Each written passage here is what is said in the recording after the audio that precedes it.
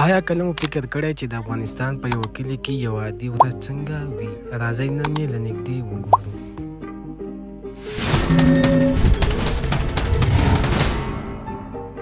نو سهار چې مې سترګې وغړېدې نو نور راختلی و. نو د سهار لمونځ رانه قضا شوی و او د اشراق لمونځ مې ادا کړو. بچې تیار وه، بس چای مې ورته وڅښه او بیا ووتم بهر ماحول ته. نو بهر ماحول داسې وي چې اول به ته په ټکو کې کور ته اوبه راوړې. هغه څوک کور ته اوبه راوړي د چا په کور کې چې د اوبو سیسټم نه وي. نو زه هم پیپ ته ورسېدم او د پیپ نه مې بوشکې ډکې کړې او د کور په طرف باندې روان شو.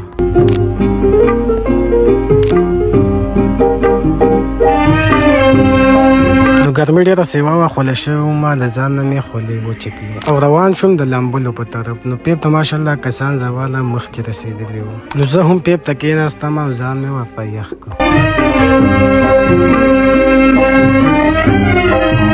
نو زموږ هایلکس هم بهر ولاړ و، موږ نن به په لوښه پسې ځو.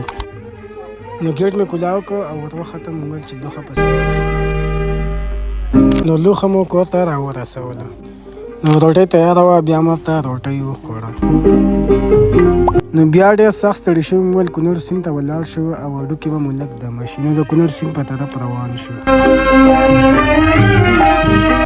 نو اخر هم د کونړ سیند ته راورسېدو.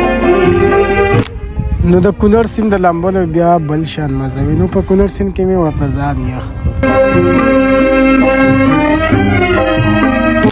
او بس ورځ هم په ختمېدو و. مازدیګر ټایم و او رالم انسټیټیوټ کې ورته ښه ښایسته پرېوت.